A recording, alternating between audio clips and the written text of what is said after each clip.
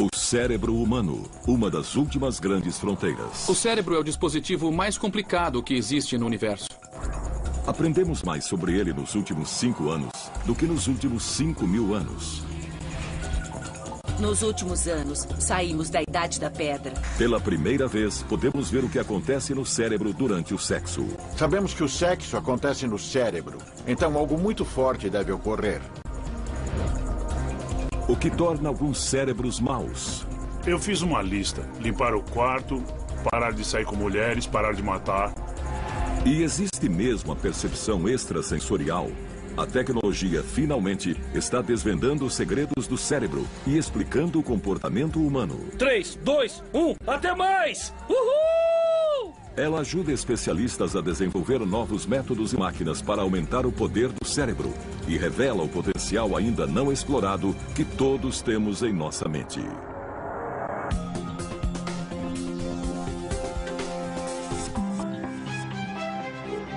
O cérebro. O cérebro controla todos os aspectos da vida dos seres humanos. Ao longo da evolução humana, dobrou de tamanho. Pesa menos de 1,5 kg, mas consome 20% do combustível que nosso corpo absorve, gerando energia bastante para manter uma lâmpada acesa. Considere que o cérebro evoluiu como uma casa antiga. Só acrescentamos mais salas, com muitas escadarias e conexões. No porão está a parte mais antiga, o tronco encefálico, que compartilhamos com répteis e outros animais. É o que nos mantém vivos e governa funções vitais como o batimento cardíaco, a respiração, a digestão e a pressão sanguínea, coisas que fazemos sem ter que pensar. Então, a seguir, no primeiro andar, que é mais evoluído e surgiu centenas de milhares de anos depois, está o sistema límbico. É muito importante no processamento de emoções. Dentro do sistema límbico estão as amígdalas, parecidas com amêndoas, uma em cada metade do cérebro. Embora muito pequenas, são o centro de comando que transmite nossas reações emocionais ao cérebro. Dentre essas, uma das mais simples e fortes é o medo, uma emoção primitiva que todos sentimos. Uma das regiões do cérebro mais relacionadas com o medo seria a amígdala. O melhor lugar para explorar como o medo afeta o cérebro é o Comando de Operações Especiais da Marinha, em San Diego, Califórnia. Os recrutas são treinados para modificar a maneira com que o cérebro reage ao medo. Olha lá! Atenção! Cuidado! Vai! Desde o primeiro dia, introduzimos nossos alunos ao caos absoluto. Opa! Vamos lá! Vamos lá! E eles penam. Quando examinamos erros históricos cometidos no campo de batalha, quase sempre estão associados ao medo ou ao pânico. Então, a capacidade de controlar esses impulsos é extremamente importante. Dos 140 candidatos que iniciam o curso, em média apenas 36 chegam ao final. Esses recrutas parecem mais capazes de adaptar o cérebro às exigências da função. Nem sempre são as pessoas fisicamente mais aptas que chegam ao final. Atletas olímpicos já desistiram do treinamento. E um rapaz magrinho de Nebraska que veio da roça e nunca tinha visto o mar conseguiu se graduar. Por que isso? Para responder essa pergunta, a Marinha recorreu à neurociência. Diante do medo, é a amígdala que reage à informação dos nossos sentidos e aciona instintivamente o botão do pânico. A amígdala é uma das regiões mais interconectadas do cérebro, então o que ela faz é enviar sinais a partes do tronco encefálico, que provocam várias reações no organismo. Você começa a suar, seu coração dispara, você pode ficar sem ação ou então sair correndo. Este exercício feito com capuz é parte do sistema de defesa em área restrita e é uma das maneiras de condicionar os recrutas a controlar os sinais da amígdala. Nossos alunos estão cegos e surdos. Nossos instrutores, em seguida, montam um cenário. Então, o capuz é tirado e o aluno tem de reagir. Quando está com aquele capuz, você tem só um momento para refletir e pensar nas situações que podem acontecer. Às vezes, a reação correta é veloz e letal. Atire! Abaixe! Às vezes, não é violenta. Sabe onde tem um posto? A minha gasolina acabou. Sei, é por ali. Ah, é? Obrigado. Nós precisamos tomar decisões num piscar de olhos. São situações de perigo que acontecem num instante. Olha lá! Atenção! No chão, no chão! Cuidado! Isso, assim, isso. Eles tentam apresentar o fato de que o pânico será cada vez menos viável ao longo da sua carreira. Isso, assim, isso. Então, o jeito certo de treinar é expor os alunos a situações assustadoras, para que se acostumem com elas e saibam reagir quando eles as encontrarem. Vai! Constantemente expostos a situações assustadoras, os recrutas aprendem a reprimir o medo que poderia fazê-los reagir de maneira errada e acabar morrendo. Mas como o cérebro deles faz isso?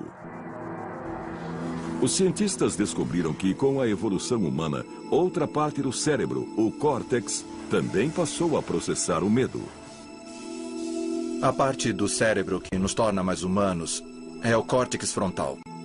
Se a amígdala é o primeiro andar, o córtex é o segundo andar do cérebro. É a camada externa, fina e enrugada do cérebro, dividida em 4 lobos. Se você estender o córtex de um macaco, seria do tamanho de uma folha de papel. Se estendesse o nosso córtex, seria do tamanho de 4 folhas de papel. Grande. E a razão por ser assim, todo enrugado, é porque tudo aquilo faz parte do cérebro. Os lobos frontais compreendem a área logo acima dos olhos e são as mais novas salas do cérebro. Com a evolução humana, os lobos frontais se tornaram um local onde o pensamento consciente e racional é processado. É onde resolvemos problemas. Os lobos frontais são tão interessantes porque são os condutores do cérebro. Eles sincronizam toda a atividade. Os cientistas fizeram um grande avanço na pesquisa sobre o medo quando descobriram que as informações dos nossos sentidos chegam à amígdala com o dobro da velocidade que demoram para chegar aos lobos frontais. A diferença de velocidade dos sinais significa que sabemos reagir instintivamente a uma ameaça. Caso contrário, ficaríamos paralisados de medo, esperando os lobos frontais decidirem a reação correta. Por trás do medo e do pânico está o desconhecido, não saber o que fazer. O cérebro paralisa, como um animal paralisa quando vê um farol.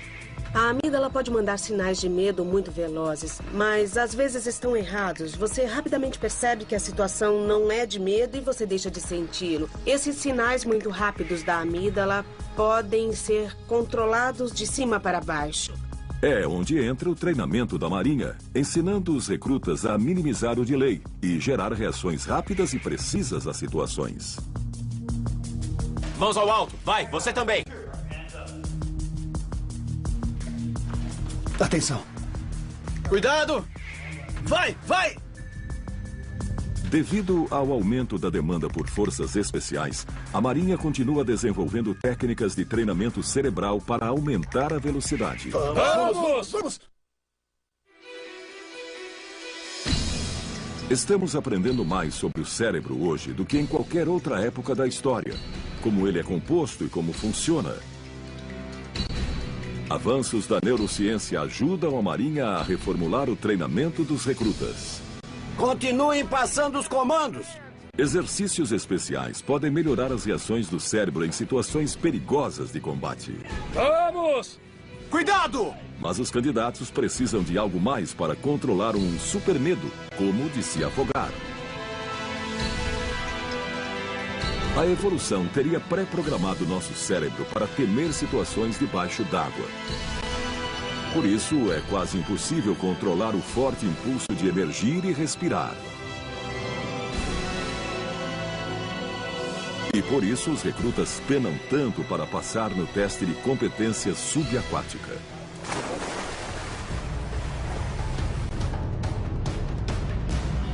Esse teste é muito importante para a carreira deles. Nós avaliamos como eles lidam com medo debaixo d'água. Existem ameaças controladas e planejadas contra eles lá embaixo. Então vemos como eles reagem. Os alunos passam até 20 minutos debaixo d'água, suportando ataques contínuos de um instrutor contra o equipamento. Metade do tempo eles ficam sem ar. O ar é cortado, os tubos são enrolados em posições difíceis e eles precisam reagir a esses problemas com uma série de procedimentos de emergência. Antes, os recrutas receberam instruções de como desembaraçar o equipamento. Agora precisam segui-las à risca. Mas colocar a teoria na prática não é fácil. Nós mergulhamos e os instrutores começam a nos atacar, a tirar nossa máscara, a criar muito estresse. E eles querem ver como reagimos a esse estresse. Quando o recruta começa a ficar sem ar, sua amígdala cerebral aciona o pânico que o impele a emergir. Os lobos frontais precisam vencer essa batalha para que ele continue em controle. É um desafio. Você tem que prender a respiração por mais tempo que o normal. Os instrutores nos levam até o limite para ver como reagimos. Assim que o candidato desata uma série de nós, o instrutor volta a atacá-lo. O estresse aumenta e eles querem ver como você reage. Você vai subir para respirar ou vai usar o pouco ar que tem para resolver os problemas e fazer o necessário para passar no teste? Mais recrutas falham nesta etapa do treinamento do que em qualquer outra. A Marinha procurou saber o que se passa na cabeça dos candidatos. Quase nada é mais assustador do que não conseguir respirar. Isso gera um enorme estresse. Uma grande liberação de hormônios torna o controle racional mais difícil. Em condições normais, o cérebro se comunica com o corpo usando minúsculos sinais elétricos. O cérebro envia impulsos elétricos de suas células nervosas a outras e que se deslocam a mais de 400 km por hora. É um modo de o cérebro mandar o corpo fazer algo. Mas em condições extremas, o cérebro libera hormônios químicos. A parte do cérebro que percebe o medo, a amígdala, provoca uma reação em cadeia que libera os hormônios adrenalina e cortisol na corrente sanguínea.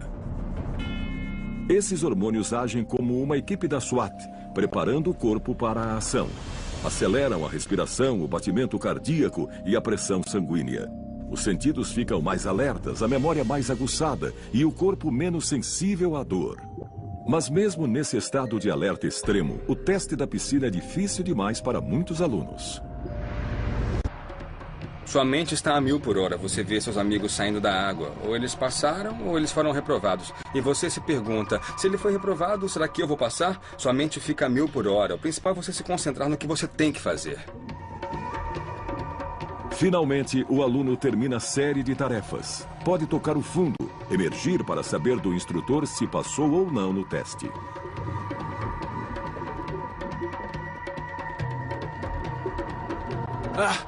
Eu estou bem.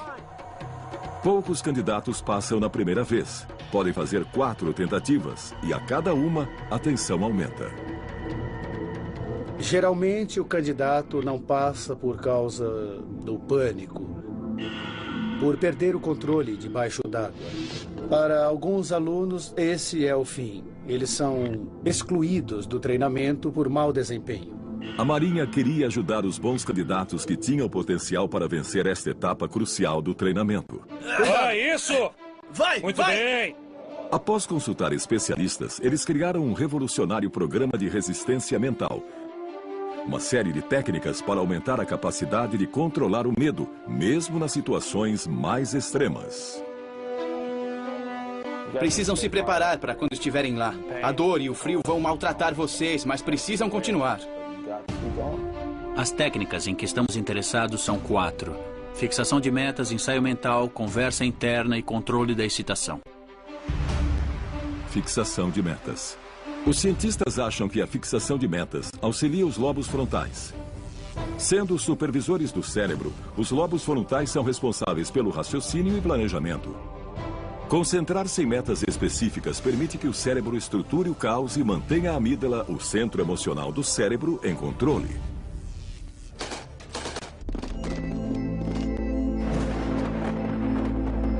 Eu acordava e dizia, vou resistir até o café da manhã. Depois dizia, vou resistir até o almoço. Depois dizia, vou resistir até o final desta tarde. Eu precisava dividir o dia em etapas.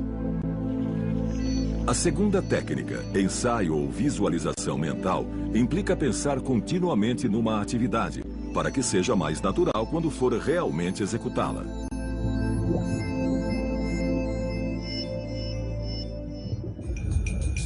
Se você praticar mentalmente, imaginar e ensaiar o que faria em situações estressantes, na próxima vez que enfrentar essas situações de verdade, vai ser diferente. Você vai ter uma reação menos abrupta.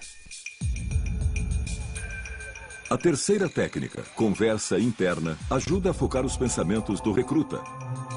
Em média, as pessoas falam consigo mesmo a um ritmo de 300 a 1000 palavras por minuto.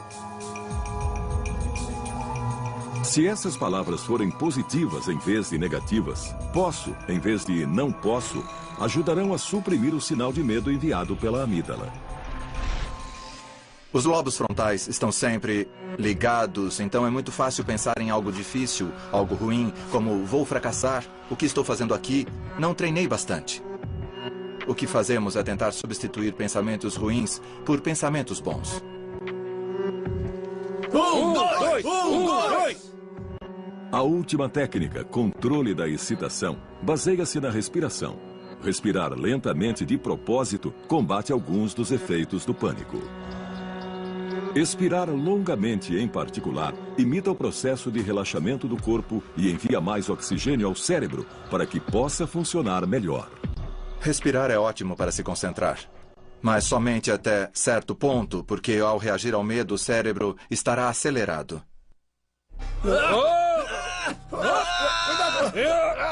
Sozinho, o controle da excitação não adianta. A amígdala envia um sinal tão forte que é difícil suprimi-lo se ainda estamos com medo.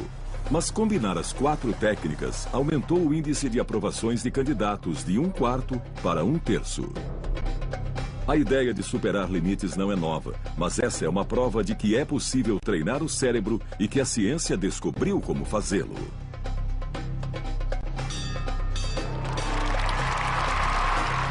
Isso remonta a tradições guerreiras muito antigas, em que eles transcendiam as limitações que pensavam ter.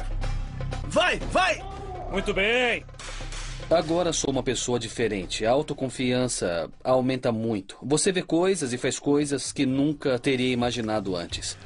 Mas não é só no campo de batalha que a neurociência exerce um grande impacto. Também desvenda segredos fascinantes sobre o que acontece entre 4 paredes. O cérebro desenvolveu o medo para nos afastar do perigo, mas também nos equipou com um forte impulso sexual para garantir a sobrevivência da espécie. Ter um orgasmo é uma das experiências humanas mais poderosas, então entrar na mente e descobrir exatamente como o cérebro produz esse êxtase avassalador é emocionante. Na Holanda, o neurocientista Gert Hofstede abre novos caminhos para essa pesquisa ao revelar pela primeira vez o que acontece no cérebro de homens e mulheres durante o orgasmo. Há 15 anos não era possível, mas hoje, com as novas tecnologias de imagem, é possível ver o que está acontecendo. Para isso, ele precisa de casais voluntários. O homem ou a mulher recebe um traçador radioativo de oxigênio e é estimulado pelo cônjuge até chegar ao orgasmo. Enquanto isso, apoiam a cabeça num aparelho de tomografia por emissão de pósitrons. O aparelho mede apenas o fluxo sanguíneo. Mede o sangue que vai para diferentes partes do cérebro. O cérebro possui quilômetros de vasos sanguíneos. Quando as células nervosas disparam, precisam de muito sangue rico em energia e oxigênio. Caso contrário, precisam de muito pouco. Vemos quais as regiões do cérebro que participam da ejaculação e do orgasmo. Além da óbvia dificuldade dos voluntários em atingir o orgasmo num laboratório, também há um limite de tempo. O traçador de oxigênio tem meia-vida de apenas 2 minutos. Acho que seria difícil ter um orgasmo nessas circunstâncias, em qualquer uma delas. No mundo todo, a maior parte da nossa vida sexual é privada, ao contrário de quase todos os outros animais. Felizmente, 11 homens e 13 mulheres conseguiram se manter dentro desse limite. E o que esse experimento inovador revelou foi uma espantosa diferença entre o cérebro feminino e o masculino durante o sexo. O resultado foi surpreendente. Examinando o cérebro masculino durante a ejaculação ou o orgasmo, vemos diversas partes ativadas. Durante o orgasmo masculino, o sangue jorra para o alto do tronco encefálico. Além de ser uma das partes mais antigas do cérebro humano, é a área que controla a liberação de dopamina pelo cérebro. A dopamina é um tipo de hormônio chamado neurotransmissor. Os cientistas sabem que a dopamina gera sensações muito fortes que associamos ao prazer. Ficou claro que a dopamina é liberada um pouco antes de estímulos tais como comida, sexo ou drogas. Então ela não é uma substância do prazer, e sim da expectativa. Então você recebe um fluxo de dopamina. A dopamina é a mesma substância que entra em ação quando a pessoa consome cocaína ou outros estimulantes. Então, é uma experiência avassaladora de êxtase e energia. O experimento mostrou que nos homens, o sangue se afasta de áreas do cérebro associadas à ansiedade. Mas outras áreas permanecem ativas. No homem, as amígdalas e outras regiões associadas à ansiedade e ao medo são desativadas. Não surpreende que outras partes do cérebro sejam desativadas e você não sinta ansiedade nem medo, você não pensa em nada a não ser no orgasmo. O Dr. Hostech descobriu que a experiência das mulheres é semelhante à dos homens. Mas o que surpreendeu é que várias áreas do cérebro feminino são desativadas durante o orgasmo. A desativação foi a descoberta mais importante. Nas mulheres, houve uma enorme desativação de todos os centros do cérebro associados à ansiedade, medo e prontidão. Aparentemente, elas se deixam levar. As mulheres podem até perder os sentidos durante o orgasmo, mas os homens não. Segundo os especialistas, essa diferença pode remontar à pré-história, quando éramos uma sociedade de caça e coleta. Isso pode ter um propósito evolucionário. Durante milênios, fizemos sexo nas savanas da África com animais perigosos por perto. Alguém precisava estar desperto para correr ou defender o grupo. E é lógico que os homens faziam isso, portanto, o cérebro feminino tende a apagar mais que o masculino. Em testes futuros, o Dr. Hostech pretende ampliar o tempo de observação do que acontece com o cérebro durante o sexo. Quer descobrir por que a sensação de euforia induzida pela dopamina passa tão rápido depois do orgasmo. Acho que haverá grandes diferenças entre homens e mulheres antes, durante ou após o orgasmo. Qual é exatamente essa diferença no cérebro? É o que eu quero saber. Além do sexo, a dopamina colabora para estimular o cérebro em vários tipos de atividades. Inclusive em algo que parece o oposto do sexo, que em vez de promover a vida, a põe em perigo.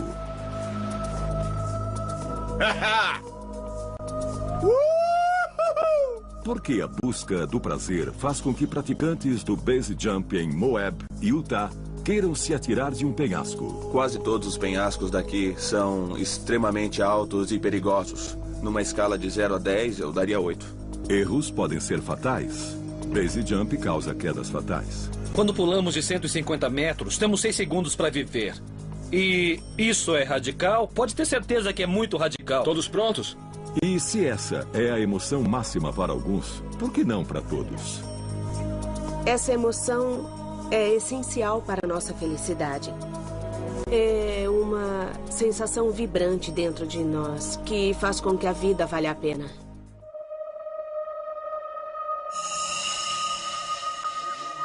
Segundo os cientistas, quando o praticante pensa em saltar, seu cérebro começa a liberar dopamina. Como no sexo, a dopamina cumpre o papel de criar expectativa.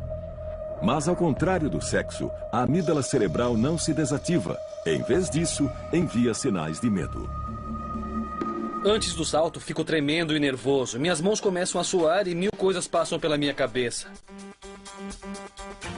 O nosso preparo mental é o seguinte: e se os paraquedas por um acaso abrir ao contrário, ou se um dos botões der algum tipo de problema?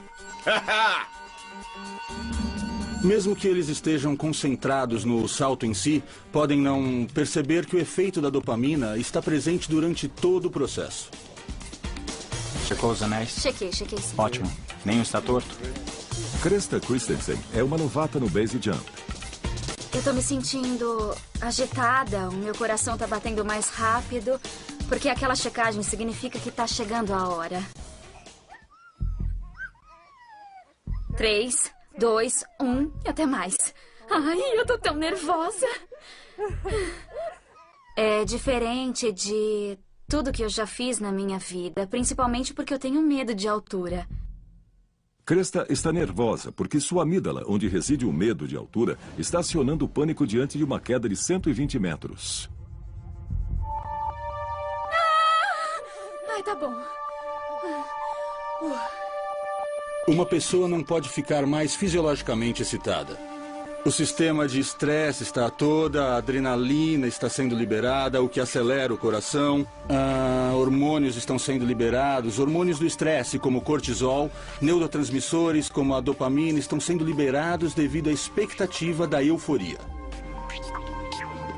Mas, ao mesmo tempo, os lobos frontais de Krista entram em ação, fazendo com que questione o que está fazendo. O medo, o prazer, os riscos potenciais, todos esses sinais contraditórios são transformados em ação no estriado, que fica no meio do cérebro. O estriado funciona como um comutador. É a parte do cérebro que tem a concentração mais densa de receptores de dopamina. Quando a onda de dopamina chega ao estriado de Krista, sua motivação por prazer combate os outros impulsos. Mas será o bastante para fazê-la saltar? Dentro do cérebro de uma novata em base jump, uma batalha se desenrola enquanto ela toma uma decisão perigosa. Será que Krista arriscará tudo por prazer? Nessa linha? Tá bom. Tá bom.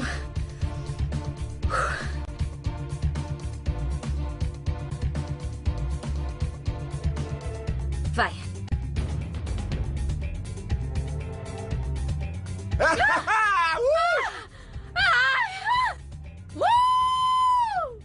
A decisão de saltar significa que a recompensa esperada venceu a batalha entre o desfecho bom e o desfecho potencialmente ruim. Se fosse o contrário, eles se afastariam do penhasco e acabou. Foi incrível demais. Eu quero subir e saltar de novo. Eu vou dobrar o paraquedas.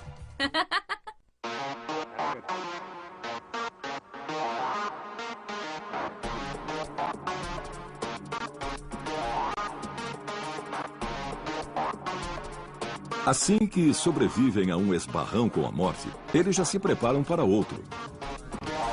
Estão sempre querendo encontrar novos locais, com perigos inéditos e condições mais difíceis. Segundo os cientistas, há um motivo para isso. O que acontece com o cérebro quando ocorrem contatos contínuos como prazeres, seja comida, bebida ou até mesmo sexo, é que a dose de dopamina diminui a cada vez. É cada vez menos prazer pelo dinheiro. O que, para caçadores de emoções, significa praticar uma atividade totalmente nova ou correr riscos cada vez maiores com a habitual. A novidade é uma grande estimuladora da dopamina. Então, no caso do base jump, essas duas coisas são combinadas de fato, maximizando a reação de prazer. Por isso, acaba sendo viciante. Os praticantes parecem concordar. Mantendo o esporte novo e diferente, mantemos a emoção. Tem gente que salta uma vez, acha perigoso demais e desiste. Mas a maioria continua e salta pelo menos uma vez por semana ou até mais. Mas pouquíssimas pessoas abraçam o base jump. 3, 2, 1, até mais! Uhul! Segundo os cientistas, temos prazer em correr perigo porque foi necessário para a nossa evolução. Se os seres humanos não tivessem corrido riscos, ainda viveríamos em cavernas. Mas eles querem saber por que alguns se arriscam mais que os outros. Mesmo em situações corriqueiras, como comer num restaurante, há pessoas que sempre pedem a mesma coisa. E outras que pedem um prato novo a cada vez, apostando que vão gostar. Especialistas da Universidade Emory, na Geórgia, acham que o cérebro de algumas pessoas foi pré-programado para apostar e correr riscos maiores do que outras. Eles pediram a voluntários que fizessem apostas. O objetivo é evitar levar um choque no pé. Ai, como isso dói! A cada jogada, o voluntário precisa escolher entre duas opções. Então eu vou tentar a primeira opção, porque eu não quero levar outro choque.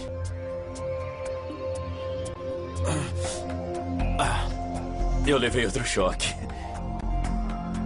Quando o teste é feito num aparelho de tomografia, o Dr. Greg Burns monitora a atividade cerebral para ver quanta dopamina é liberada antes de cada decisão. Estamos vendo traços que provavelmente são códigos genéticos. As pessoas têm a tendência biológica de liberar mais ou menos dopamina em resposta ao risco.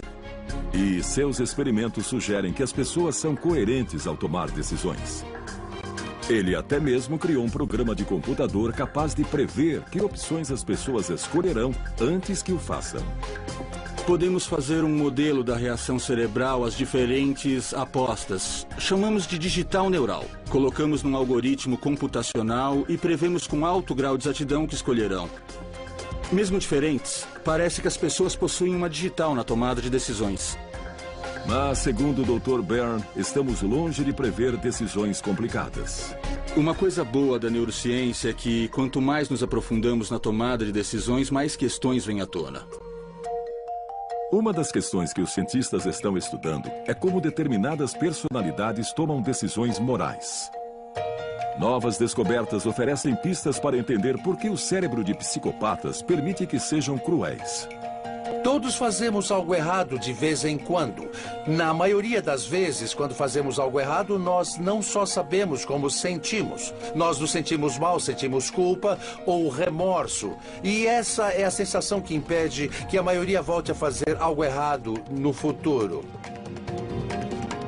Mas o que acontece quando alguém não sente culpa ou remorso? E nenhum conflito em sua mente os impede de cometer, repetir e até apreciar atos que, para nós, são de um horror indizível. Homens como Ted Bundy, que matou pelo menos 35 mulheres. Jeffrey Dahmer, que torturou 17 homens e meninos até a morte. E Joel Rifkin, que espancou e estrangulou 17 mulheres. Os cientistas estudam esses arquétipos vivos do mal. Digamos que foi Ted Bundy quem me motivou a ingressar nessa carreira. Ted Bundy morou na minha rua. Na minha infância, eu ouvia histórias sobre tudo que ele fizera. Todos ficavam perplexos. Surpreso? Não sei, não sabia o que esperar. Eu nunca fui pra cadeia, nunca fui preso. Combinei as duas coisas que eu mais queria entender. Como o cérebro funciona em pessoas normais e em criminosos, em psicopatas. As pesquisas sugerem que uma pessoa em cada 100 é psicopata. A maioria não é do tipo violento. Ainda mais raros são os que se tornam assassinos em série. Mas todos têm traços em comum. Ted Bundy exemplifica quase todas as características de um psicopata. Era muito falante e superficial, muito charmoso. Persuadia muita gente. Chegou a se casar na prisão mais tarde. Ninguém imaginava que ele fosse capaz de matar a sangue frio. Segundo o Dr. Kent Kill, a principal característica do psicopata é a falta de consciência. Ele dizia, não entendo por que tanto alvoroço por causa disso.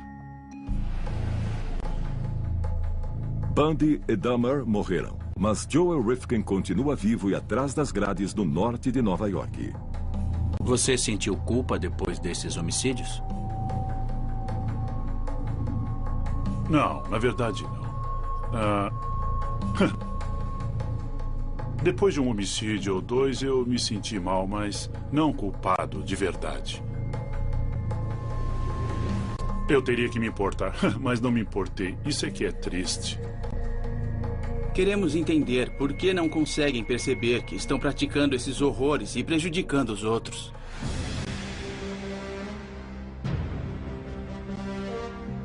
Os cientistas esperam que, examinando o cérebro dos psicopatas, possam finalmente descobrir o motivo dessas distorções. No passado, Joel Rifkin já foi um pobre bebê inocente, com um lindo sorriso no rosto. Não tinha sequer uma gota de maldade, ou será que tinha?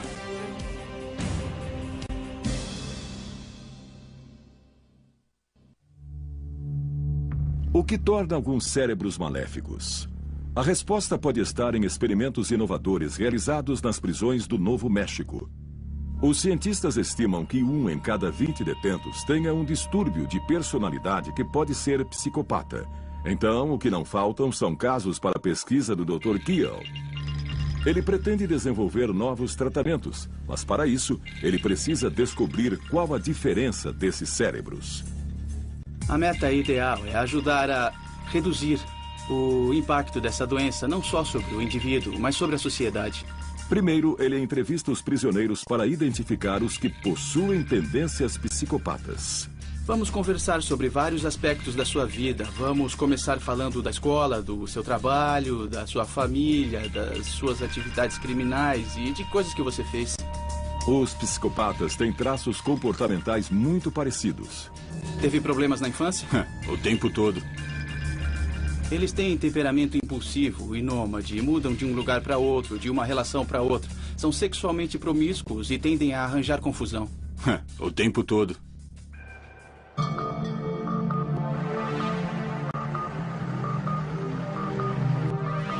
Os pacientes que o Dr. Keel diagnosticou como psicopatas fizeram tomografia cerebral. No primeiro teste, ele verificou como eles reagiam ao cometer erros. Fizemos tomografias de mais de 300 detentos. Formamos um dos maiores bancos de imagens cerebrais do mundo e, de longe, o maior banco de imagens cerebrais de psicopatas que já foi criado. Bom, este daqui é o ímã. Agora ele está parado, mas vai fazer muito barulho. O aparelho usa campos magnéticos e frequências de rádio para monitorar o fluxo sanguíneo do cérebro, enquanto o detento pensa e reage. Nesse teste você vai ver uma série de X e Ks na tela. Quero que você aperte o primeiro botão com o indicador direito sempre que um X aparecer na sua tela, mas não aperte quando um K aparecer na sua tela, tudo bem? Tudo bem.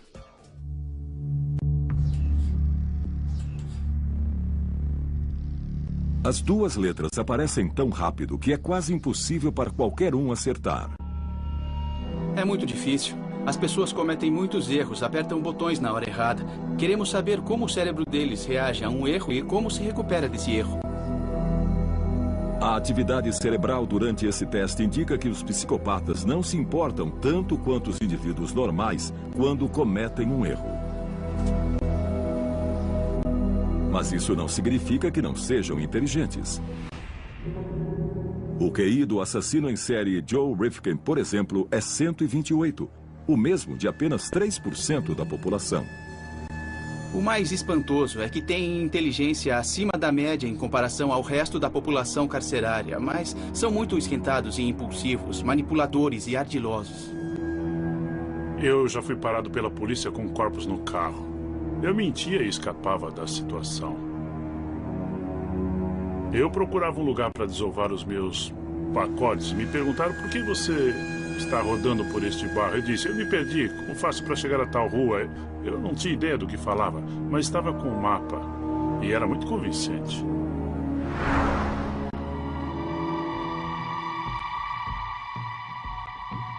No segundo teste, os detentos do Novo México tiveram de apontar fotos que fossem imorais. Um delito moral é quando uma ação ou uma atitude é considerada errada. Você deve decidir com base em seu próprio sistema de valores morais e não no que acha que a sociedade considera errado. Está me entendendo? Estou. Tudo bem. Tentamos entender como os detentos processam informações com valor moral. Diferentes sistemas cerebrais decidem se algo é uma violação moral ou não. E se esses sistemas se desenvolveram normalmente nos detentos psicopatas. Essa pesquisa pioneira comprova uma hipótese cogitada há anos, que os psicopatas têm capacidade reduzida de raciocinar. Os cientistas descobriram que os lobos frontais, a parte mais recente do cérebro, e a amígdala, uma das regiões mais primitivas do cérebro, não se comunicam direito. E num estudo recente, o Dr. Adrian Raine descobriu que o cérebro dos psicopatas é fisicamente diferente. Conseguiu provar pela primeira vez que a amígdala deles é cerca de 17% menor que da maioria. É mais uma peça crucial do enigma de por que os psicopatas não temem cometer atos cruéis. Os psicopatas sabem que é errado matar. E por que matam? Porque eles não têm a noção do que é moral. Eu nunca cravaria uma faca em você porque eu mesmo sentiria, experimentaria a dor, sinto empatia, posso me colocar no seu lugar. Assassinos como Joel Rifkin não sentem. Ele matou as prostitutas porque não se importava com o sofrimento de ser estrangulado. O que você sentia quando as estrangulava? Eu ficava muito concentrado no que fazia.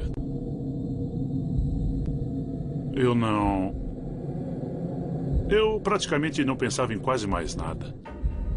Rifkin cometeu tantos assassinatos que acabou sendo preso. Mas e quanto aos outros psicopatas, os não violentos? Por que não terminam na cadeia? O Dr. Raine pesquisou a diferença no cérebro dos psicopatas de colarinho branco, que não pensam duas vezes antes de extorquir as economias de uma família. Sim, a amígdala cerebral deles é menor, mas se comunica normalmente com os lobos frontais. São menos capazes de sentir empatia, mas têm a capacidade cerebral para mentir e enganar. Os psicopatas de sucesso tinham ótimas funções executivas, ótima capacidade de planejamento, ótima capacidade de ajustar e controlar, boa percepção de si mesmos, ótima reação ao estresse. E essas funções executivas são necessárias para enganar e manipular as pessoas com sucesso. Hoje, os cientistas sabem que o cérebro dos psicopatas é deficiente. Mas então, o que deu errado? Nós acreditamos que a noção do certo e errado é em grande parte pré-programada no cérebro. O cérebro está programado para ser menos moral ou mais moral, dependendo da herança genética e neurobiológica da pessoa. Em outras palavras, depende dos genes e do desenvolvimento do cérebro. Mas segundo o Dr. Raine, essa é apenas metade da explicação. Claro que não podemos descartar o ambiente. É 50% da equação. São como dois lados de uma moeda. É genético e ambiental. Encontrar a sede do bem e do mal no cérebro tem sido um desafio para os cientistas. Mas um mistério ainda maior espera para ser desvendado. A memória. Graças à memória, o cérebro viaja constantemente pelo tempo, trazendo fragmentos do passado para o presente. Essa capacidade é central para a existência humana. A razão de termos memória é para que possamos tomar decisões melhores no futuro.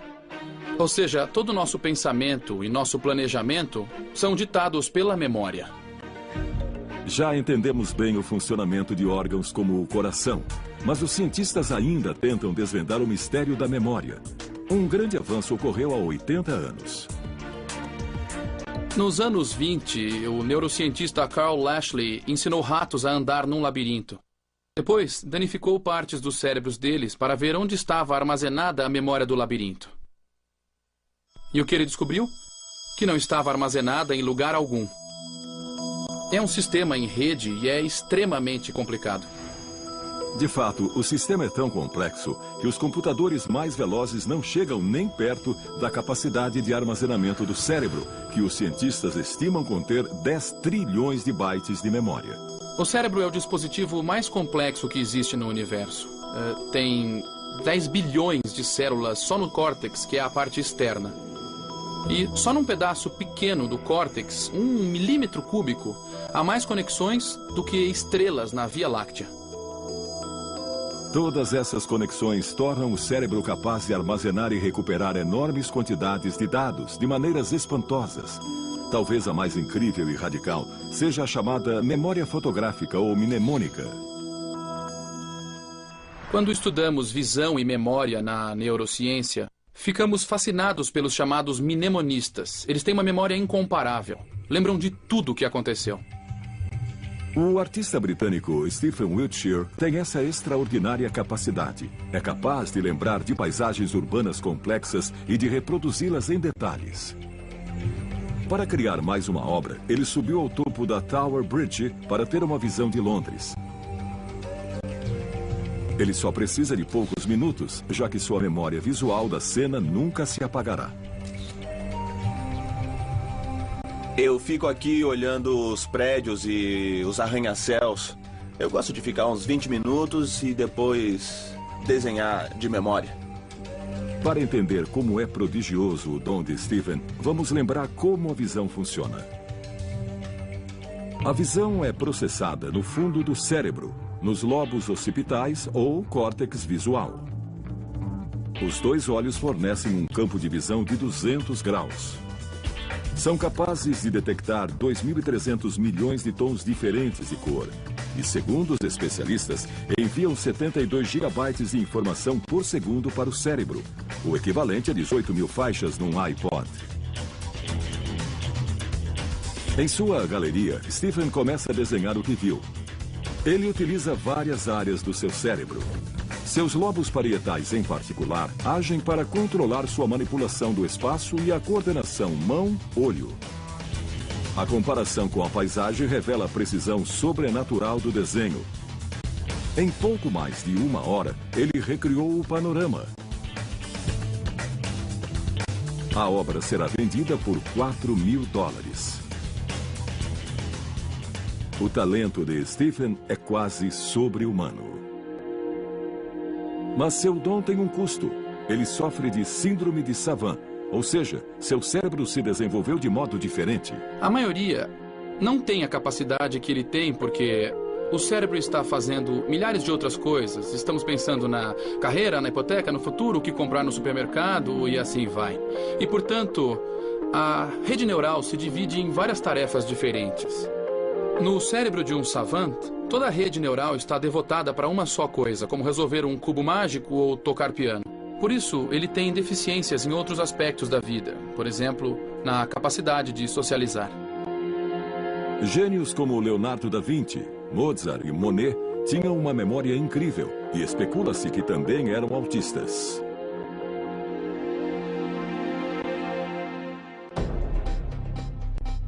Enquanto alguns cérebros se lembram de quase tudo que vem, outros não conseguem se lembrar de quase nada.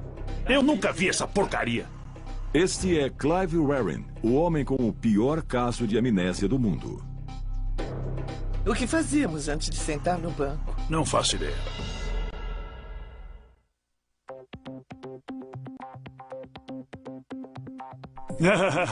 Olá! Clive Warren já viu a mulher Deborah várias vezes hoje, mas sempre que a encontra, parece que a vê pela primeira vez. Clive tem o pior caso de amnésia do mundo.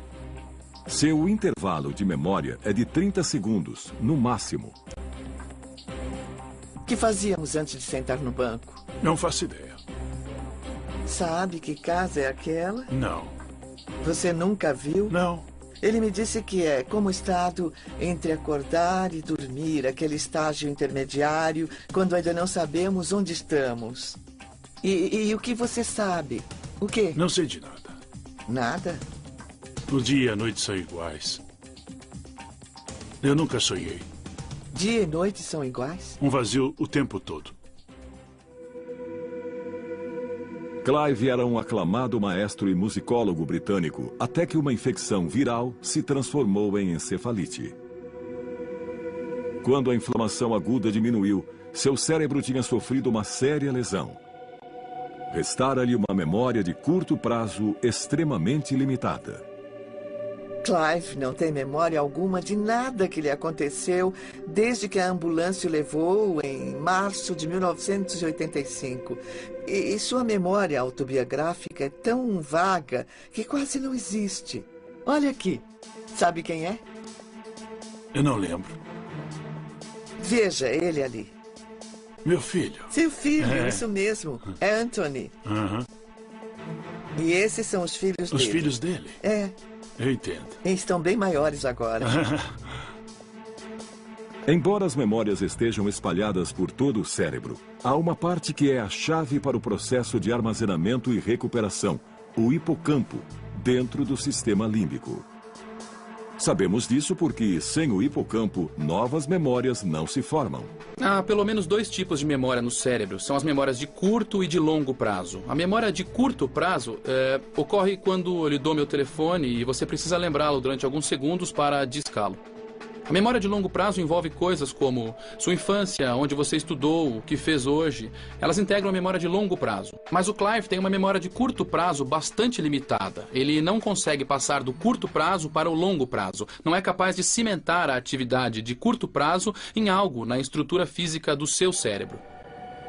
Neurologistas que examinaram Clive encontraram lesões graves em seu hipocampo. E é isso que impede que seu cérebro armazene memórias. Clive Waring sofre de amnésia, tanto anterógrada como retrógrada. Não consegue aprender nada novo. Mas também tem dificuldade em lembrar do passado. A lesão parece afetar sua capacidade de recuperar informações. Veja o que acontece quando a mulher de Clive lhe pergunta qual a profissão do filho deles. Você sabe o que o Anthony faz? Qual é a sua profissão? Não. É engenheiro eletrônico. Ah, é? É. E sabe o que ele projeta? Não. Tente adivinhar. Eu não faço ideia. Sinto muito. Motores de carro. Motores de carro? É, motores elétricos. Olha, que ótima ideia. É. Não tem os gases nocivos do motor a gasolina. Isso mesmo, Aquela não foi tem. uma ideia muito desastrosa. Foi mesmo. Muito. Foi. Você conhece alguém que projeta motores elétricos para carros? Não. Não conhece ninguém? Não. Seu filho faz. Ah, sei. É, ele faz. E ele tem sua própria empresa. Ah, muito bem. É. Você sabe o que ele... Você lembra o que ele faz na vida? Não, ainda estava na escola a última vez que eu me lembro. Clive é um caso tão especial porque, embora não lembre detalhes sobre sua família, consegue recordar outras coisas. O fato de sua linguagem estar tão preservada e ele ser articulado significa que a memória associada tanto à fala quanto à construção de palavras está separada da memória episódica, o que ele fez, os fatos sobre sua vida. Tipos diferentes de memória estão armazenados em locais diferentes do cérebro. Segundo os especialistas, a memória da linguagem pode residir num dos lobos temporais, responsável pelo som e pela fala, no lado esquerdo do cérebro. O mais incrível é que Clive ainda consegue tocar piano. Sua memória dos procedimentos para tocar piano do lado direito do cérebro está intacta.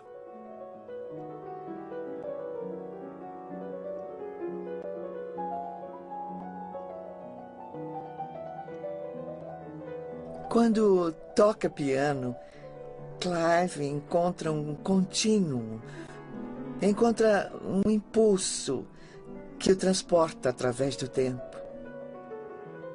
Esse é um grande exemplo de como os diferentes tipos de memória estão separados. Sabe em que mês estamos? Não. Abril.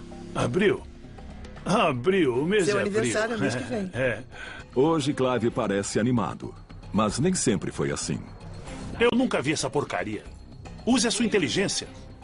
Esse era Clive em 1988, 3 anos depois da lesão, quando estava impaciente e frustrado.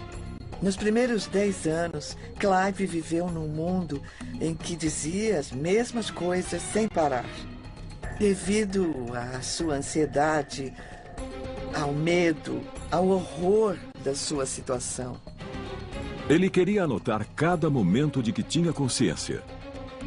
A compulsão era tanta que ele escrevia na mesa, na parede, em qualquer superfície disponível.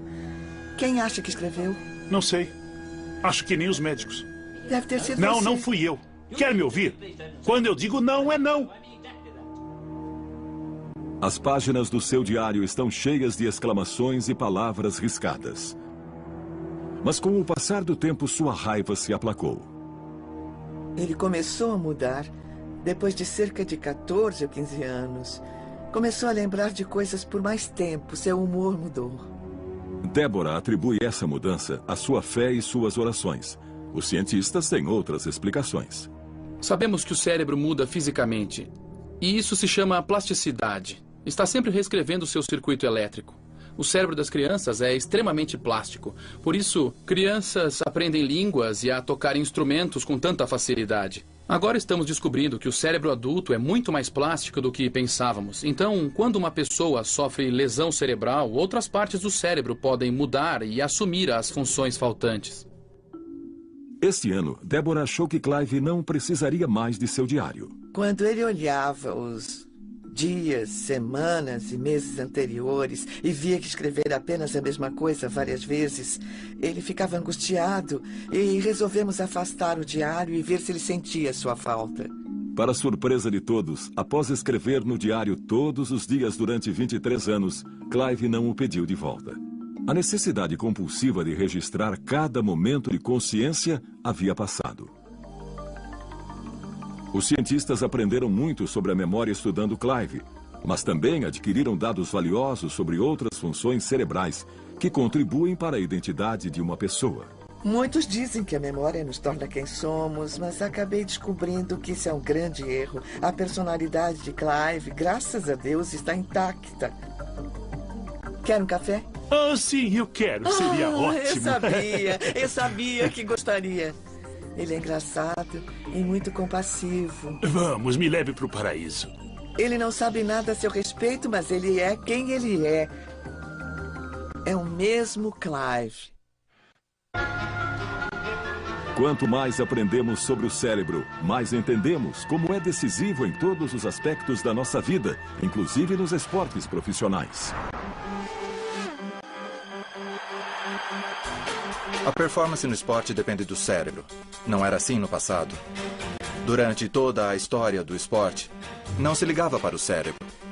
O atleta era considerado bom se tinha boa definição muscular e era bem coordenado. Nos últimos 10 anos, descobrimos que 50% da performance nos esportes, e às vezes o mais importante da performance de elite, estão ligados ao cérebro. Hoje, os atletas perceberam o quanto o cérebro é importante para o desempenho no campo. 90% é mental, é um jogo bem difícil, sabe? Temos que ter controle na mente para poder jogá-lo bem. Mas como o cérebro melhora o desempenho? Quase todos os esportes são dinâmicos e exigem que as decisões sejam tomadas em milissegundos. E se você errar por uma pequena porcentagem, perde a chance. Se por 1/10 de segundo você vacilar, você erra a cesta. É essa pequena diferença entre o atleta excelente e o bom. Basicamente, é uma questão de coordenação mão-olho e treino, muito treino. E o melhor lugar para observar isso é no Cirque du Soleil, onde os artistas treinam constantemente.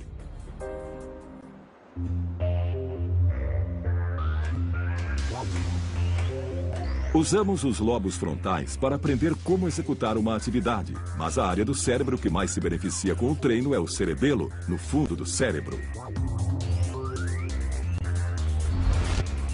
O cérebro é como uma casa antiga, com novos cômodos acrescidos lentamente com o tempo. O tronco encefálico é o porão, porque evoluiu primeiro. Em seguida veio o cerebelo. É uma parte antiga do cérebro situada no primeiro andar depois do porão. É quase totalmente responsável pelo movimento, a complicada sequência de movimentos.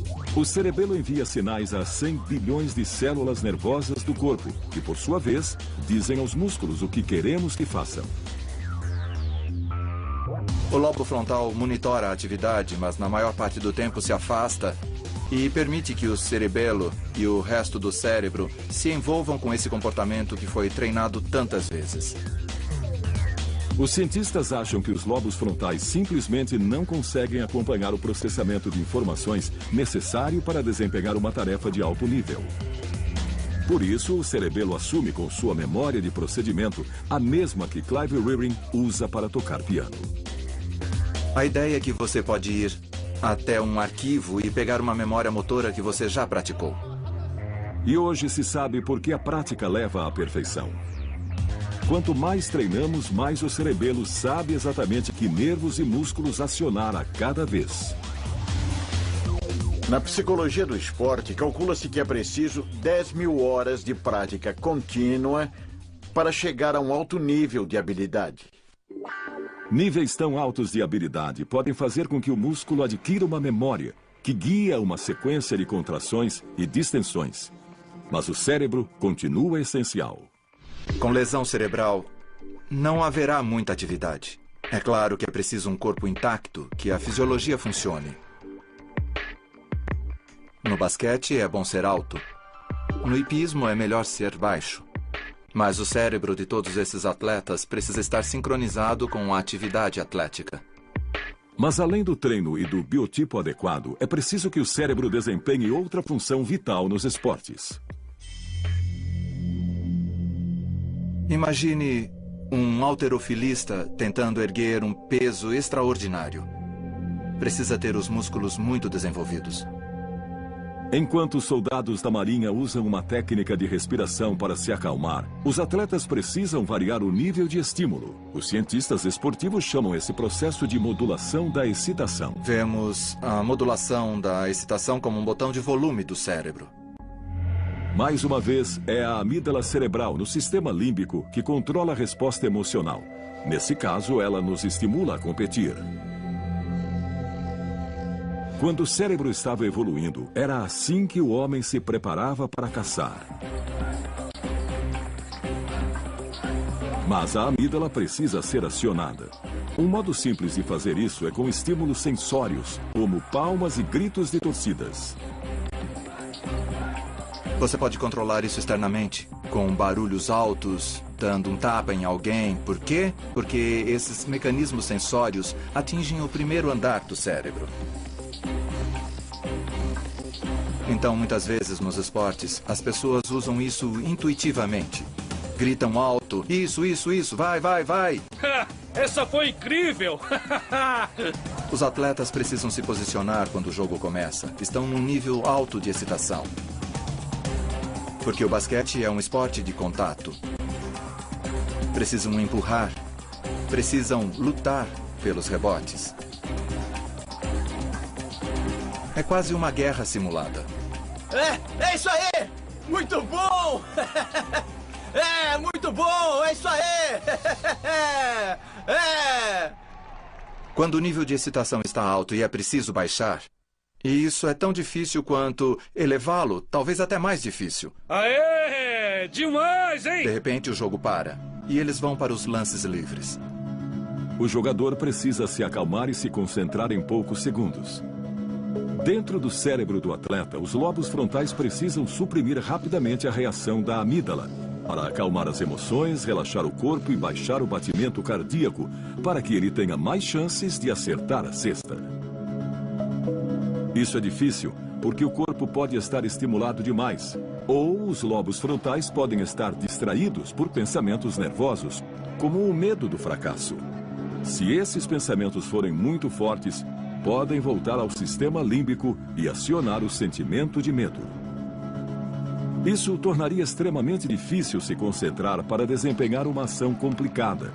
É uma situação chamada de ansiedade de desempenho.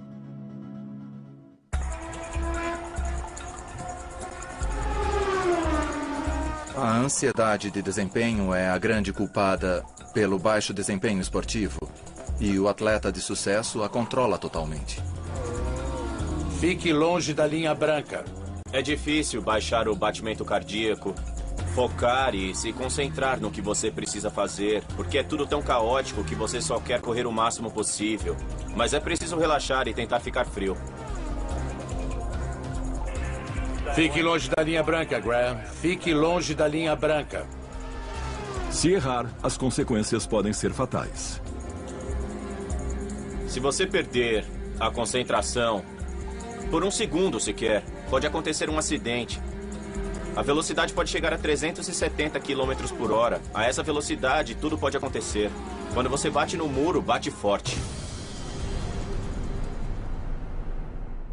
Poucos esportes evidenciam a ansiedade do desempenho como o golfe. As pessoas adoram golfe porque vemos um grande campeão errar uma tacada curta na final de um torneio importante e perder centenas de milhares de dólares. A tacada curta requer um volume muito baixo de atividade. É um pequeno movimento motor. Os lobos frontais deveriam estar desligados. Sabemos que Tiger Woods é capaz disso porque já o fez muitas vezes. Mas por que seu cérebro é capaz de colocar a bola no buraco? É isso aí, Tiger! Bora ver! Demais, hein? É isso aí! Muito bom! Essa foi incrível! É, muito bom! É isso aí! É! Descobrimos que o cérebro pode ajudar alguém tanto a vencer numa atividade esportiva como a fracassar. E achamos que Tiger Woods encontrou um jeito de vencer quase sempre graças à sua capacidade de modular o seu funcionamento cerebral. Os cientistas não podem monitorar o cérebro de Tiger Woods em ação. Ele teria de ficar imóvel, o que tornaria jogar golfe impossível. Por isso, eles precisam usar o poder de observação. Como ele pisca muito pouco durante as tacadas, achamos que sua ansiedade é muito baixa. Porque piscar os olhos está relacionado à ansiedade. Ele fica muito relaxado, num estado quase sonolento, adormecido, mas com concentração suficiente para realizar a tarefa.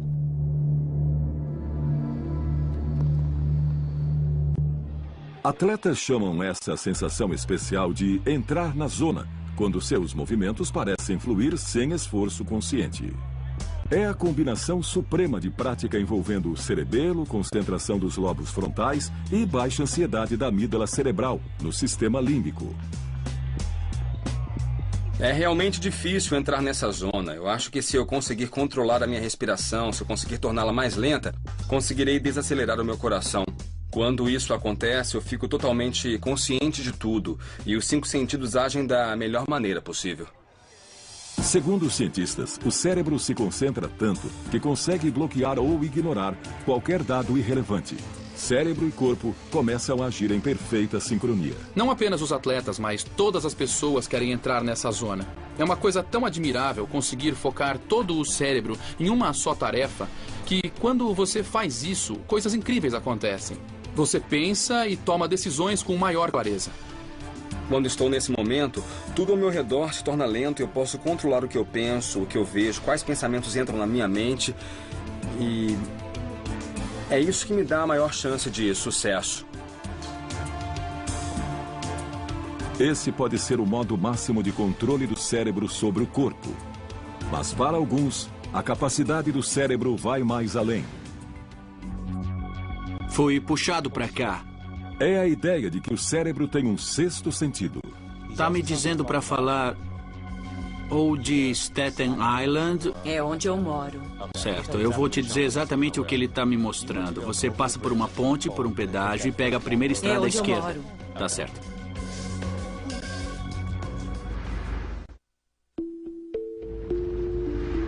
Os 5 sentidos são os portais entre o cérebro e o mundo externo. Recebemos sinais da nossa pele, olhos, nariz, língua e ouvidos. As diferentes áreas do cérebro interpretam essas informações como toque, visão, olfato, paladar e audição. Mas e se existisse um sexto sentido que nos permitisse entrar no cérebro de outras pessoas, prever acontecimentos ou transmitir mensagens dos mortos? Embora 1 em cada 4 americanos digam que acreditam em percepção extrasensorial, são poucos os cientistas que aceitam essa possibilidade. O Dr. Dean Radin pesquisa fenômenos mediúnicos no Instituto de Ciências Noéticas, no norte da Califórnia. Sua teoria é de que o cérebro humano pode ter capacidades extrasensoriais, embora demos outro nome. As pessoas costumam falar em intuição e costuma se manifestar enquanto a pessoa dirige. Temos a sensação de que algo está errado em certa curva e frequentemente um carro está vindo daquela direção. E nós aprendemos a prestar atenção na intuição. É como se a atenção avançasse alguns segundos para o futuro. Outra coisa é a sensação de ser observado, que costuma ser muito frequente. Mulheres costumam sentir que um homem está olhando para elas. Existe também a telepatia telefônica. Sem olhar para o identificador de chamadas, muitos ouvem o telefone tocar e sabem imediatamente quem é. Isso não é só quando é alguém que liga sempre, mas quando é alguém diferente. Então, por esses meios que esse sentido se manifesta no dia a dia. Afaste a mão um pouco. Isso. É um sinal muito bom. Muito bom. Acho que estamos prontos. O Dr. Radin testou mais de 300 voluntários em salas com proteção eletromagnética. Ele lhes mostrou uma série de imagens e mediu suas reações. Apresentamos em sequência aleatória, imagens calmas ou turbulentas e outras imagens intercaladas. As imagens mais emotivas provocaram uma reação mais forte. Mesmo escolhendo os indivíduos aleatoriamente, o Dr. Radin constatou que todos reagiam adequadamente antes de verem a imagem. Pareciam saber antecipadamente que tipo de imagem veriam, mas o grau de capacidade mediúnica parecia variar. Nem todos conseguem jogar golfe tão bem quanto Tiger Woods, mas todos conseguem jogar um pouco. O que vemos no laboratório é que todos adivinham um pouco. E às vezes encontramos o equivalente a um Tiger Woods. Alguém está dizendo que foi enterrado com chiclete. Alguém disse isso. Enterrou alguém com chiclete? Por favor, no microfone. O sucesso do médium John Edwards na televisão sugere que ele está na categoria Tiger Woods. Na história da ciência, já erramos muitas vezes. Achávamos que a Terra fosse plana, estávamos errados. Pensávamos que o Sol girava em torno da Terra, estávamos errados. Achávamos que os objetos físicos fossem sólidos e estáticos, sabemos que estávamos errados. Então, o meu ponto de partida, quando alguém diz que é um médium ou um curandeiro, eu sempre digo que não sei, talvez seja, talvez não. Mostre-me os dados, estou aberto. Você colocou alguns chicletes? Ele e sua antiga secretária mascavam o mesmo tipo de chiclete e colocamos no caixão com ele. 2 chicletes? Eu acho que era uma embalagem individual. Acho que era a bazuca que vem com os quadrinhos. É isso que eu estou sentindo. Era uma figura paterna para você. É o meu pai. E você ainda encontra a assistente dele? Ele quer que você brinque com ela. Tipo, ela não podia ter colocado mais? Ou o pacote todo? Nós podemos dizer que geralmente os médiuns procedem tentando conseguir pouco a pouco o máximo de informações. Estou sentindo que ele já havia morrido. Já. É isso? Já. Não porque a comunicação seja fragmentada, mas porque ele só consegue pegar pedacinhos. É como quando a conexão do celular está ruim e só conseguimos ouvir pedaços do que estão falando. Muitos perguntam onde estão eles, como faz isso? Eu digo, onde fica a internet? É um lugar que existe, mas não dá para ir lá fisicamente. É preciso ter um condutor de algum tipo de conexão, é preciso estar conectado de alguma maneira. Alguém está com uma rã de plástico? Foi puxado para cá. Vocês aí estão a salvo, vocês aqui, não. Quando faço um evento, eu sou puxado para um lugar na sala, para um grupo específico. Meu sobrinho pediu de Natal uma rã de brinquedo e então o pai dele faleceu. O pai dele faleceu antes do Natal? Sim. Quando eu ouço algo, não ouço com os ouvidos. Parece que vem de fora de mim, mas é como se eu ouvisse. Não. John foi um dos muitos médiuns que concordou em passar por testes científicos na Universidade do Arizona. Você vai vestir uma touca com 19 eletrodos. Fiz 3 experimentos com o John Edward, um mais controlado do que o outro. No mais controlado de todos, os médiuns e os voluntários foram submetidos a eletroencefalogramas e eletrocardiogramas. Um dos modos de resolver a questão de se o médium está lendo a mente do consultante ou está lendo a mente do falecido é registrar A atividade cerebral e também a cardíaca, o coração e o cérebro, do médium. E, simultaneamente, a atividade cerebral e cardíaca do consultante. O médium não encontra com o voluntário e ficam separados por uma divisória. John e os outros médiums precisam obter informações sobre o parente falecido do voluntário.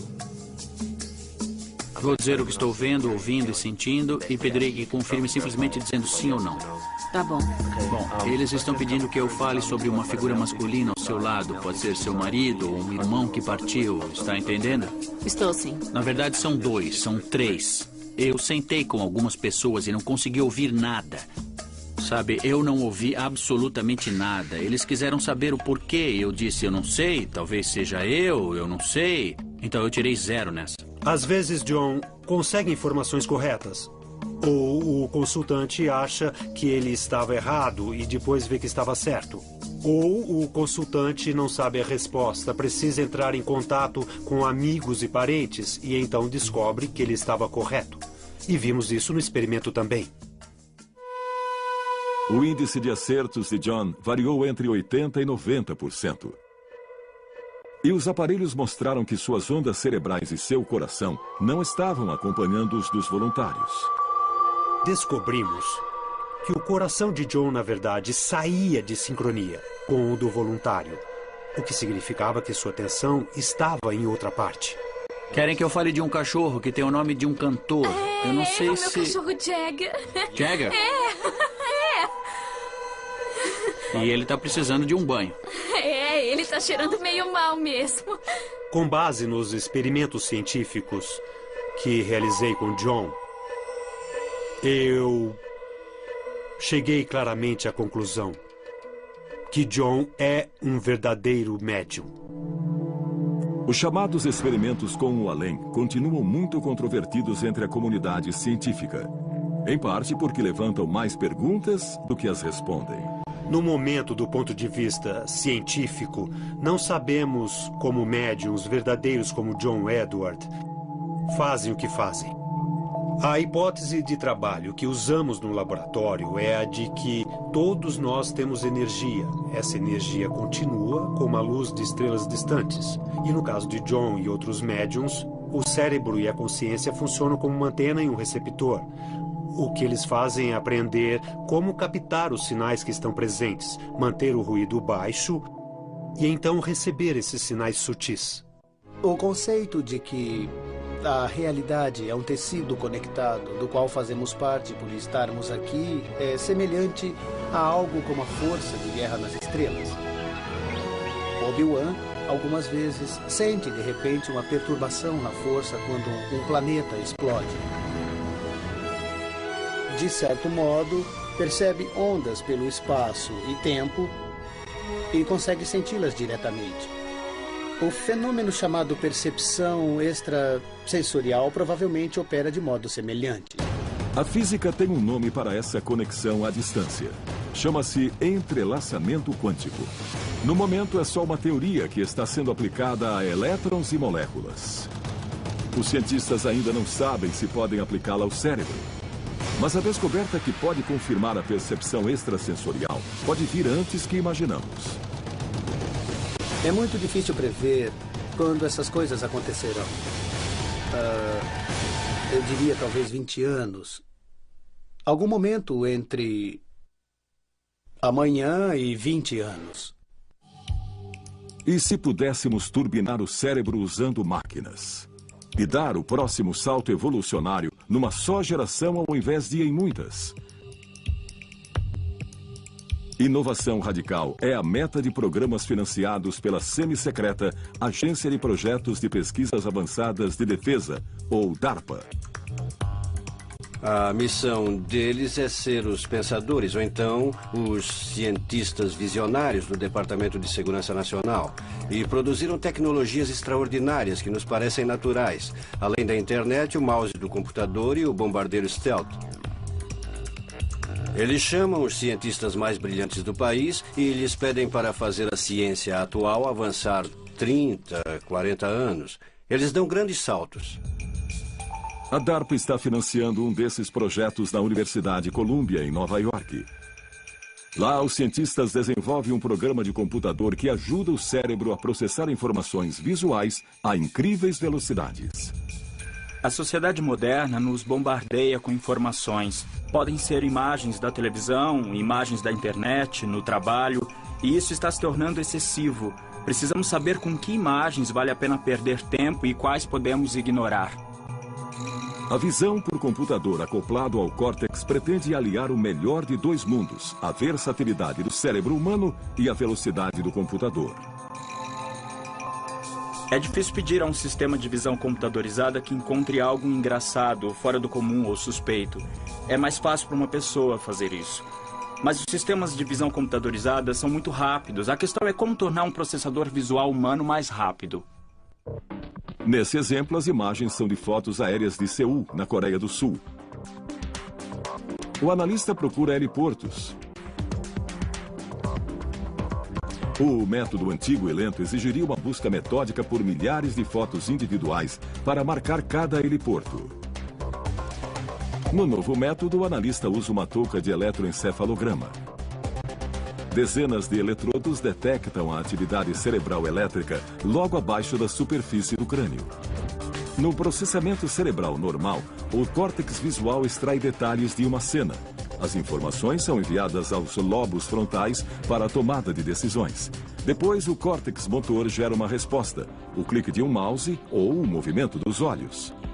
O programa, ainda um protótipo, intercepta sinais, filtra atividades cerebrais irrelevantes e foca o momento subliminar em que os olhos localizam um heliporto. Em poucos segundos, o analista consegue examinar as milhares de imagens.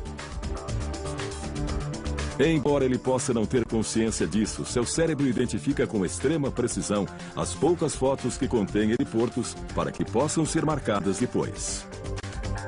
Essencialmente, vamos explorar os sinais envolvidos na decisão de que algo é interessante e, sem contar com a reação do indivíduo, usá-los para reordenar ou classificar os bancos de imagem para podermos aperfeiçoar a busca.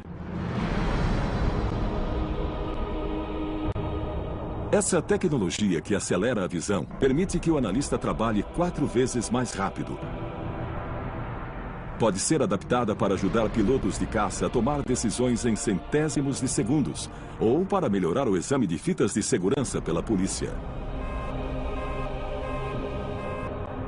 E há outras possibilidades, além da defesa e da inteligência.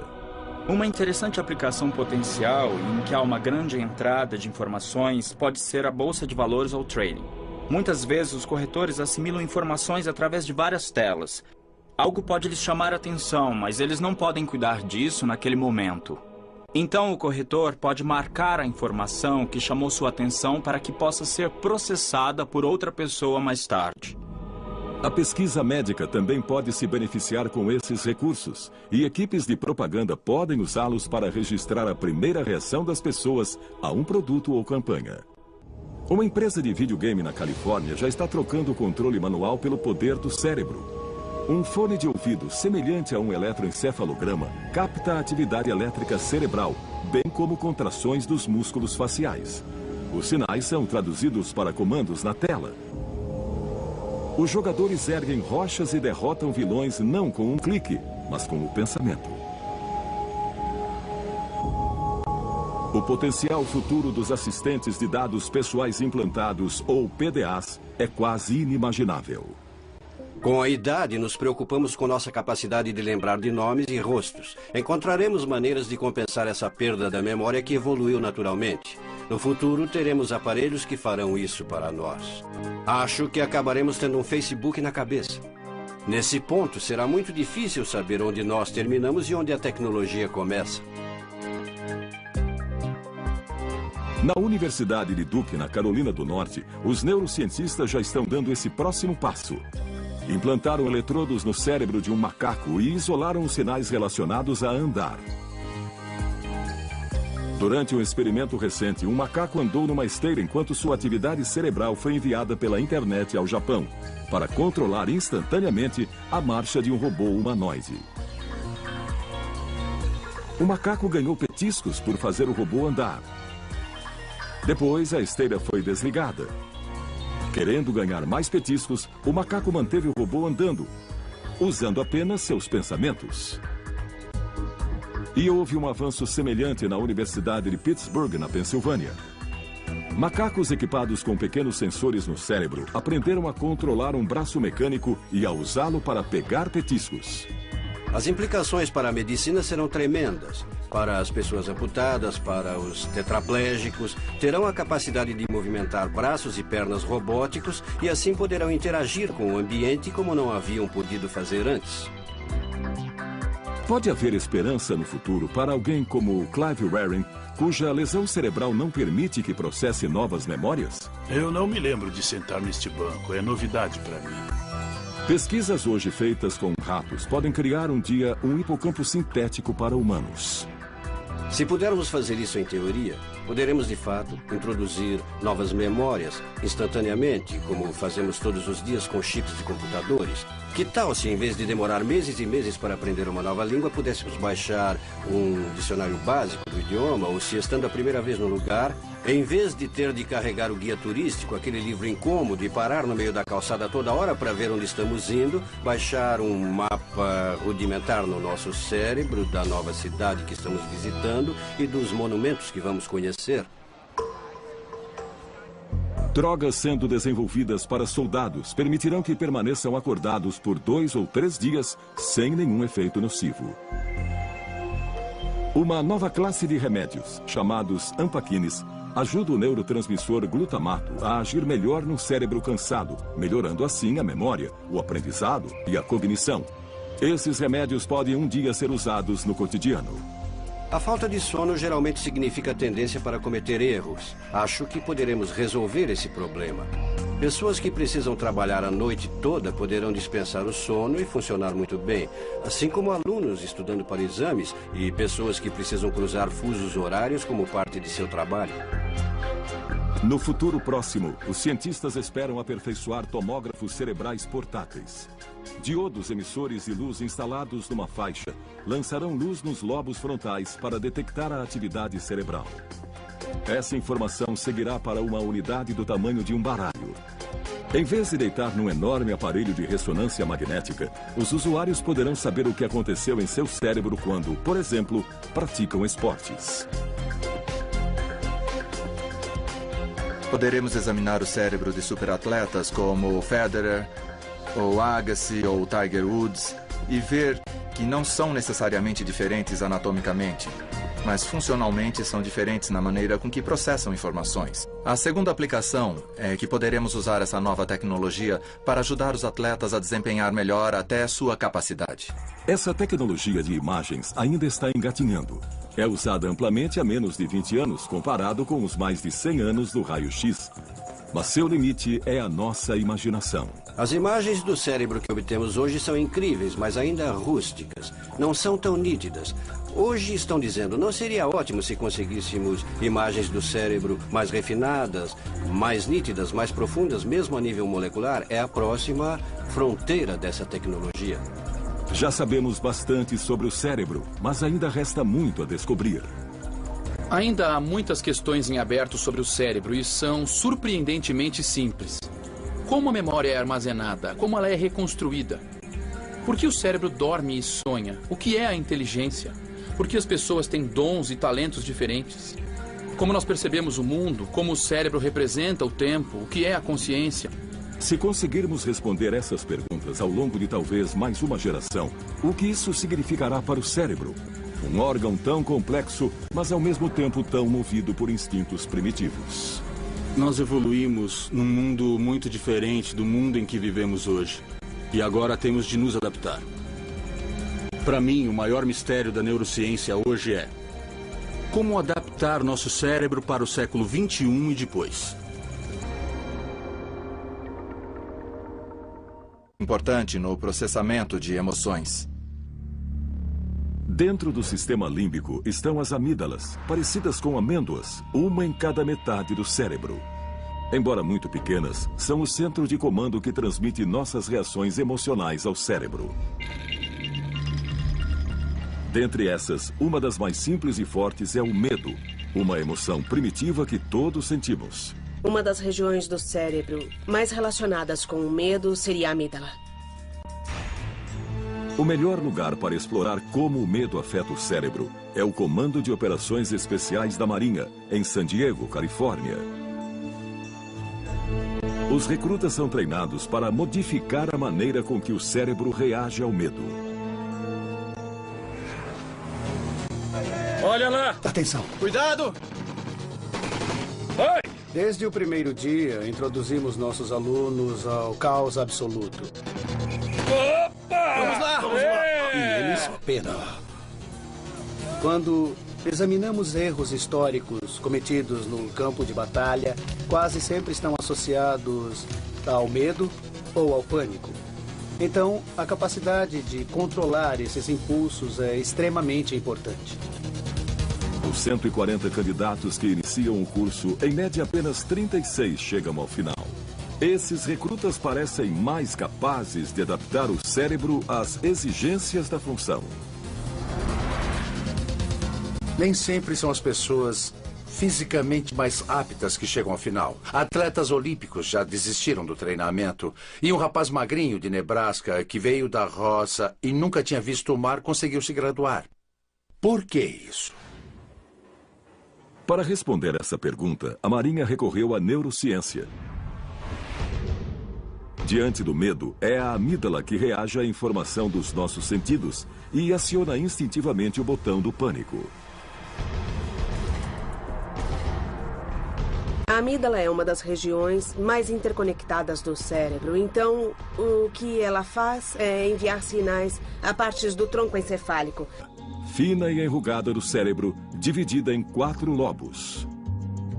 Se você estender o córtex de um macaco, seria do tamanho de uma folha de papel. Se estendesse o nosso córtex, seria do tamanho de 4 folhas de papel. Grande. E a razão por ser assim todo enrugado é porque tudo aquilo faz parte do cérebro. Os lobos frontais compreendem a área logo acima dos olhos e são as mais novas salas do cérebro. Com a evolução humana, os lobos frontais se tornaram o local onde o pensamento consciente e racional é processado. É onde resolvemos problemas. Os lobos frontais são tão interessantes porque são os condutores do cérebro. Eles sincronizam toda a atividade. Os cientistas fizeram um grande avanço na pesquisa sobre o medo quando descobriram que as informações dos nossos sentidos chegam à amígdala com o dobro da velocidade que demoram para chegar aos lobos frontais. A diferença de velocidade dos sinais significa que sabemos reagir instintivamente a uma ameaça. Caso contrário, ficaríamos paralisados de medo, esperando os lobos frontais decidirem a reação correta.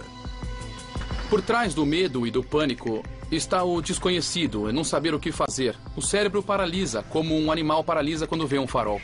A amígdala pode mandar sinais de medo muito velozes, mas às vezes estão errados. Você rapidamente percebe que a situação não é de medo e você deixa de senti-lo. Esses sinais muito rápidos da amígdala podem ser controlados de cima para baixo.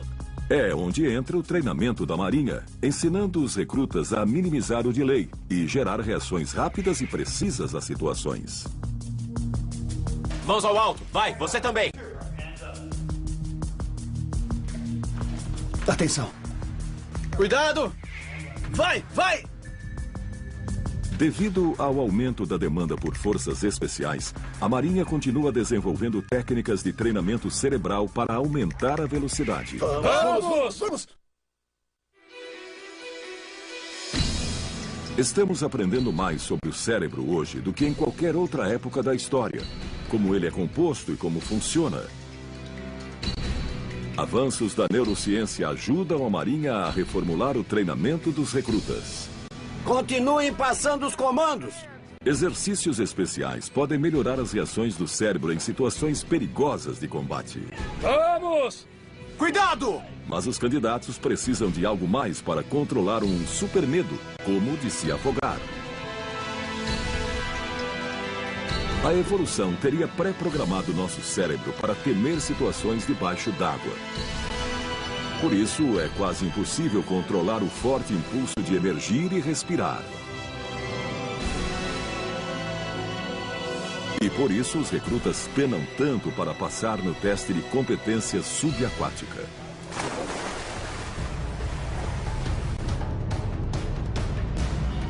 Esse teste é muito importante para a carreira deles.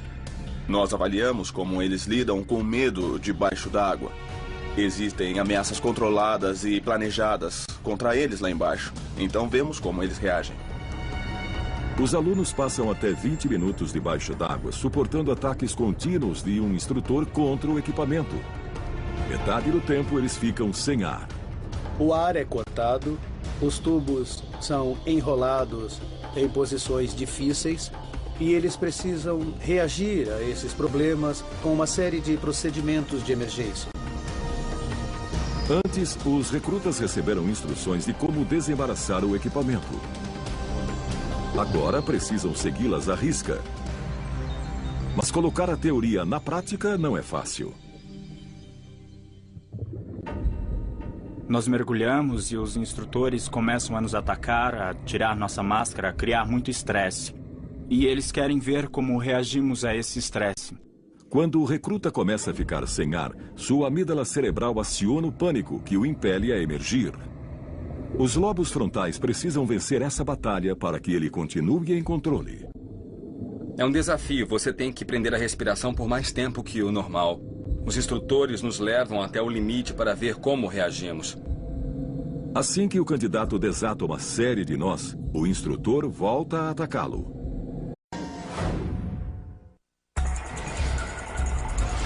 O cérebro humano, uma das últimas grandes fronteiras. O cérebro é o dispositivo mais complicado que existe no universo. Aprendemos mais sobre ele nos últimos 5 anos do que nos últimos 5.000 anos.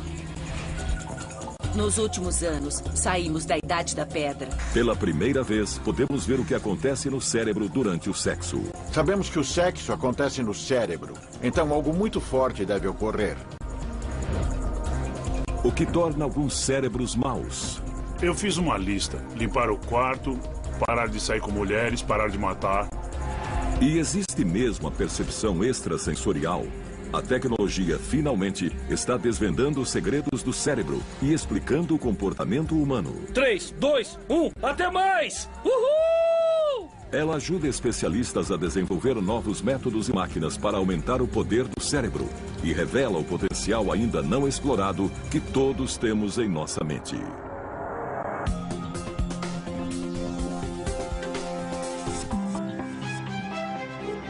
O cérebro. O cérebro controla todos os aspectos da vida dos seres humanos.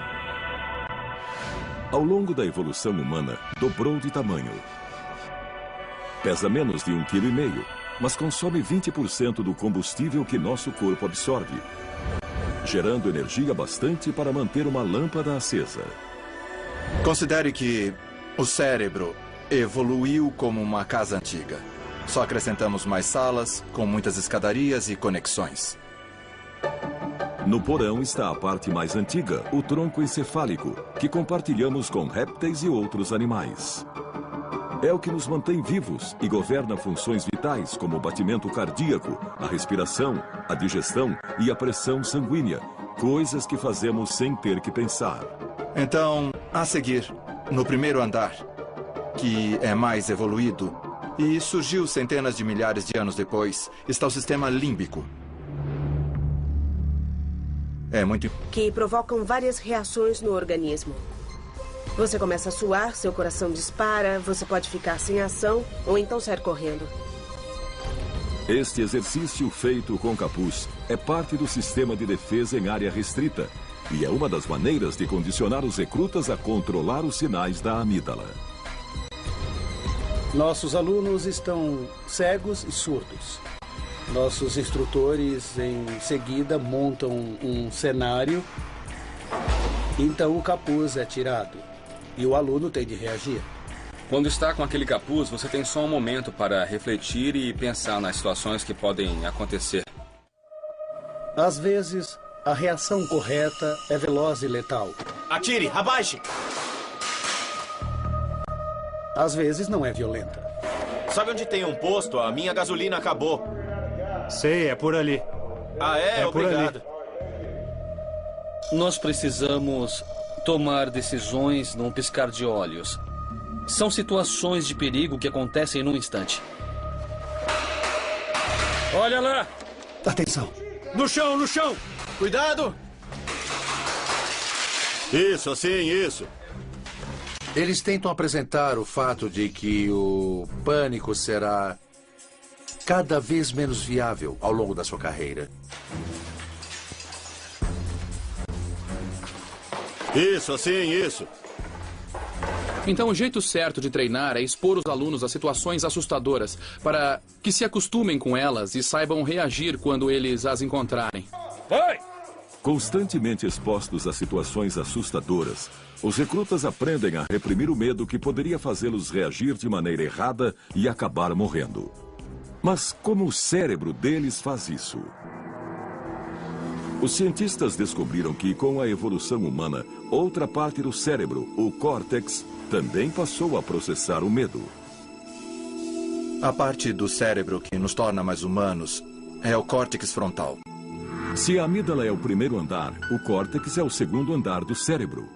É a camada externa,